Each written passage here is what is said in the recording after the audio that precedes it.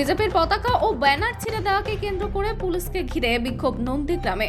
গত দুদিন ধরে উত্তপ্ত হয়েছে শুভেন্দু অধিকারীর বিধানসভা কেন্দ্র নন্দীগ্রাম। গত 5ই এপ্রিল নন্দীগ্রামের দাউদপুরে তৃণমূল কংগ্রেসের বিরুদ্ধে বিজেপির সংখ্যালঘু মোর্চার নেতাকে মারধরের অভিযোগ তুলেছিল বিজেপি।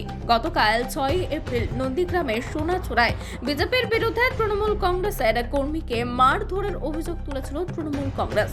আজ আবারও নন্দীগ্রামের দাউদপুরে বিজেপির দলীয় ফ্ল্যাগ ও ব্যানার ছিঁড়ে জলে ফেলে দেওয়ার অভিযোগ তুলল বিজেপির অভিযোগ, নন্দীগ্রামের দাউদপুর গ্রাম পঞ্চায়েত এলাকার নয়না সহ একাধিক জায়গায় তাদের দলীয় ফ্ল্যাগ ও ব্যানার ছিঁড়ে জলে ফেলে দেওয়া হয়েছে। সেই অভিযোগ তুলে আজ তারা দাউদপুরে পুলিশের গাড়ি আটক করে দীর্ঘ সময় বিক্ষোভ দেখায়। নির্বাচন যত এগিয়ে আসছে, নন্দীগ্রামের নির্বাচনী হাওয়া তত গরম হতে শুরু করেছে।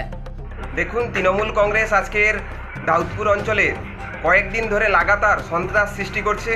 আজকের রাতের অন্ধকারে কখনো আমাদের বিজেপি কর্মীর গায়ে আঘাত হানছে, কখনো আমাদের ভারতীয় জনতা পার্টি তমলুক লোকসভার যে প্রার্থী অভিজিৎ গাঙ্গুলি মহোদয়ের ফ্লেক্স ছেড়ে দিচ্ছে, কখনো আমাদের ভারতীয় জনতা পার্টির পতাকা ছেড়ে দিচ্ছে। তো এরকম করে একটা সন্ত্রাসের পরিবেশ তৈরি করছে। এই সন্ত্রাস খুব বেশি দিন চলতে পারে না।